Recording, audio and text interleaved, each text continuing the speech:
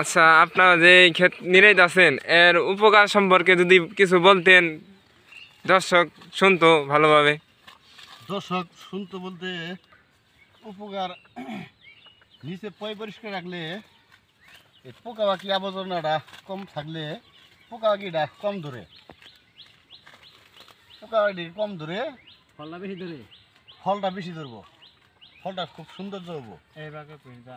এই 3 মাসে 4 মাসে সারাদিন আসে ক্ষেতের সাত করলাম। বন্ধুরা দেখতে পাচ্ছেন ক্ষেত নিড়ানো হচ্ছে যেন ফসলটা খুব ভালো হয়।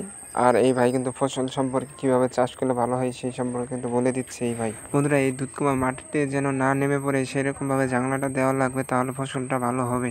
এবং নিয়মিত পানি দিতে হবে এবং ক্ষেত পরিষ্কার রাখতে হবে। এবং এই দুধকুমার ডালে প্রতি সপ্তাহে 2-3 দিন করে সময় দিতে হবে, তাহলে ফসল আরো উন্নত পাবে। আর বন্ধুরা গাছে কোনো পোকামাকড় ধরছে কিনা সেই দিক কিন্তু লক্ষ্য রাখতে হবে, যেন সবসময় পরিষ্কার থাকে গাছ। এবং ভালো ভালো কীটনাশক সার দিতে হবে যেন ফলনটা খুব লম্বা এবং সুন্দর হয়। এবং বন্ধুরা দুধকুমার পাতায় যদি সাদা এরকম কিছু দেখা যায় তাহলে সালফার সার কিন্তু ব্যবহার করতে হবে। আর বন্ধুরা ভিডিওর নিচে কিন্তু চ্যানেল বাটন আছে, সেখানে চাপ দিয়ে চ্যানেলটি সাবস্ক্রাইব করে রাখেন এবং ভিডিওটা লাইক কমেন্ট শেয়ার করে দিবেন, সকলকে দেখার সুযোগ করে দিবেন। আর বন্ধুরা গাছে যদি বেশি পাতা দেখা যায় অবশ্যই কিন্তু পাতাগুলো ছিঁড়ে দিতে হবে।